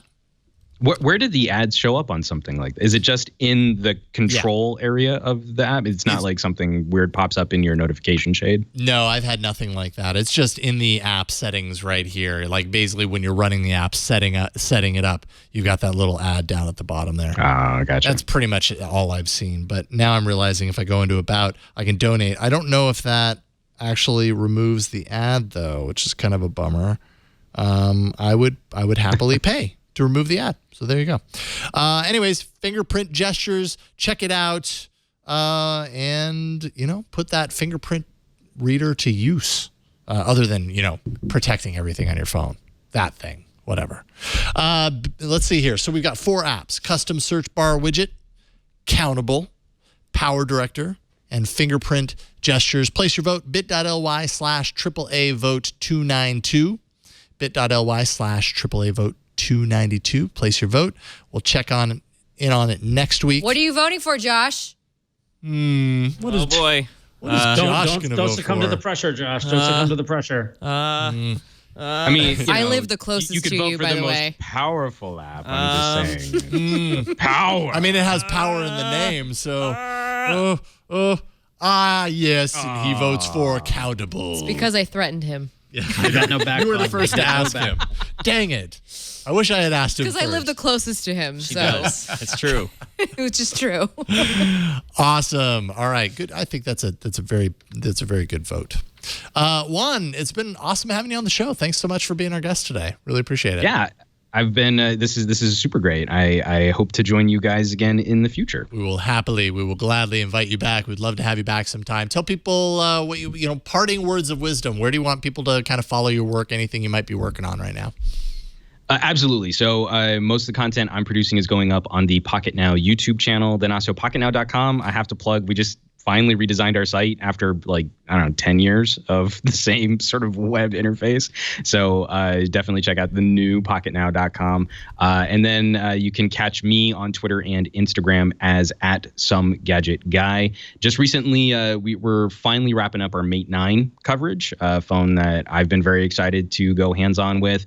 The camera stuff is going to be out shortly. We've got some comparisons coming up. And then I'll be spending some time with the Bolt also, just to kind of see what's going on with HTC and Sprint there, although I'm already very conflicted about that device.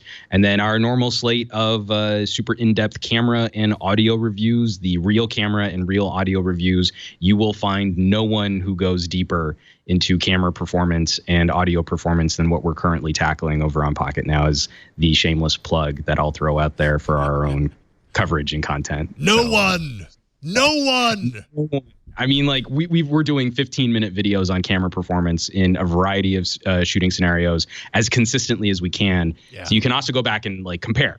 So if you really want to see how a Pixel compares to a Note 4, we've got video footage from similar locations at similar times over that span of years. That since they brought me on the team because I'm awesome. So we're really trying to dig in deep. So, I mean, our Pixel coverage was super controversial because we couldn't go lockstep on this declaration that it was the bestest cameras evers. But, we wanted to point out what the camera was very good at, and then also some things that people should be concerned about with that camera. And same thing with the audio performance on some of our favorite phones, where people love to talk up digital audio, and this sounds really good. And we can measure some of these things. We can actually experience some of these things. And, those marketing claims don't always turn out to be as true as we wish they would be. Nice. Well, keep up the great work. And yeah, we'll be in touch. We'll have you back soon. Thank you so much, man. Really appreciate it. Dig it. Flo, what about you? Well, so you're out next week. Yes. What on earth are you going to be doing right? for the next couple of weeks? Just existing. Excellent. That sounds actually Just delightful. existing. That sounds nice. It is. I would love to just exist. If that was all I had to worry about for the next couple of weeks, that'd be awesome. Well, when I come back, it's your turn to go exist. Okay. All right? Okay. All right. Well, what do you want people to know? So until I'm going to go off to exist somewhere else, you can find me on AndroidCentral.com, where I am on staff. And Android Centraling. And I was like, what is the verb to use there? Where I write. So you can find my writings. I'm currently working on the Bolt review. So that should go up this week. Just had an Axon 7 mini review go up, which I actually thought was pretty good. Pretty okay? Pretty good. No, it was pretty good. Oh, okay. Yeah, it's a pretty darn good deal. And I'm hearing that it's on super sale on Black Friday. It's like $200 on Black Friday. Okay, good to know. From what I'm hearing on the Twitters. Which, if you want to come follow me on Twitter @OhThatFlow, Snapchat @OhThatFlow. And probably for the rest of the week, you'll just find me on Snapchat fighting with Google Home in my living room. Sounds delightful. Thank It's you. not delightful. I'm trying to figure out why did I purchase this device, but I suppose see, I she'll give love me a mine. reason soon. It is. I love It is mine. possibly one of the best devices I've bought in a long time. It is. I love it. I love it. I give it such I'm a trying to glowing figure out how to review. troll other people with it. Well, that's maybe you have the wrong intentions then. Look my inward. intentions are not pure. Yeah, I was just gonna say it's been really great at playing music and entertaining us with its responses and answering questions and searching for things and telling the weather I as will it's supposed say to. it's pretty awesome at the whole playing a podcast, which is great because Yeah. when you're about to get started washing the dishes and you need some distraction from the doldrums of life, then you just tell Google, okay, Google, please shut up. Well, careful. Please. Careful. It just popped up. Well, like I said earlier, the podcast stuff is cool, but and for me, I use Pocket Casts instead of Google Play Music for my podcast, Samesies. and I can just connect it to my phone, Chromecast it to the Google Home, and play the podcast. But the music stuff has been great. I don't know, I love it. It's for $120, it's a steal. So that's I couldn't recommend it more. But yeah. But you Google will. Home. What are you That's up to, my- Ron? What are you up to, Ron? Well, I just sit at home all day and talk to Google Home. It's amazing. No, yeah. So you can go to twitter.com/RonXO where you can follow me, and there you can find links to about.me/RonXO where you can find my Instagram and all that fun stuff. But very exciting news. I've been teasing it. Mark your calendars. November 23rd, a new podcast is launching. Woohoo. So a week from tomorrow. Next week, I'll tell you guys what it is. But tonight I'll drop a little news. I'll tell you who my co-host is. How about that? It's me and Mr. Tom Merritt. No, who's that guy? Nice. So there you go. So if you like Tom Merritt, if you like me, we're joining forces for a very special cause. So you'll find out next week. So stay tuned for that. I'm very excited. Ron is so cool. Ron is Yeah. so cool. I know. He's my coolest friend. You're my coolest friend. Well, Oh, thank you, Flo. maybe my second coolest friend now that I think about it. Okay. I'm happy that the news is finally Finally, being I'm happy. unleashed. And I'm happy that we've got like 5 episodes in the can. It's going really well. So yeah, it's gonna be a good one. Awesome, man. Congratulations. Can't wait to hear more next week. Winditch, that's your new nickname. Windish. Why do I always call you Winditch? Nut. It's sh, nut. Sh. Then Quidditch. it's not your Big new difference. Quidditch. Big difference. Yeah. Quidditch. nickname. Maybe that's why. Okay, how about Mac and Josh? Yeah, Mac and Josh. That's good. Is that better? I don't know we how I just call him follow Josh. Yeah. I don't know how I follow that news from Ron, though. This is unfair. You put me last after that. Come on. I know. Somebody's got to follow it. Yeah, I guess so. Where can people follow you? They can follow me on Twitter at the Mac and Josh. The Mac and Josh, if you want to do that. Something weird about Mac and Josh. Yeah, that's I'm sorry I ever did that. not quite right. Yeah. Sounds like Jordak. Jordak. Yeah. Anyway, I'm trying to Cool. decide whether I want to buy that $300 coffee table book that Apple's putting out. That sounds Oh, pretty God, You exciting. have better things to Sounds spend your totally money worth on. You know, with the images have of way better Apple things. products. You could buy an entire smartphone for that. It's $450. It's like less than $1 per page. Or no, it's $300 for 450 pages. It's like less than $1 per page. Come on. Yeah, It's a deal. you can do better, Josh. You seriously can do better. I just want you to think about all the charities that you could give that money No, to, I by know. the way, if I you know. can afford that book. I'm not. Sorry. How sad is this that people are actually believing me that I'm saying this? I'm not going to buy that book. Excellent. I don't think Good you work. would. I don't think you would. We were Right. trolled by Josh. You could, I'm going to call him that from now on. about.me/Jason Howell. I'm sorry, Josh. I really am. Yellowgoldmusic.com for the music that I do sometimes. If you want to have a merry little Twitmas, you can. Your wish is our command. You can head over to teespring.com/Twitmas to find a number of different shirts sporting our limited time ugly Christmas sweater design. You got to do it before November 23rd. So you have to wear it to all those, ugly sweater parties that you're probably attending. I know you are. I know you better than you know yourself. Teespring.com/Twitmas. I should also say that I'm on Screensavers, not this week, but next week. And if you have any Android or Google or whatever questions that you want, maybe you'll even be on the show. Maybe we'll bring you on and ask you the question in person. Or on Skype, probably more likely on Skype. Send those questions to new screensavers at twit.tv, and we will have plenty of options to choose from, and we really appreciate that. Be happy to help out. But that is it for this week. For this show, leave us a voicemail, 347-SHOW-AAA. You can always send us a video mail or an email to AAA@twit.tv. You can find the show on Twitter. We are at Android Show. We also have a subreddit where you can post story suggestions, and we consider those for the show. That's twitaaa.reddit.com. Show notes and past episodes can be found at twit.tv/AAA. You can also find our episodes on YouTube, iTunes, Pocket Casts, Google Home, whatever. We're everywhere. And you can catch us live every Tuesday, sometime around 5:30 p.m. Pacific at twit.tv/live. That is it for this week. We'll see you next week on another episode of All About Android. Bye, everybody.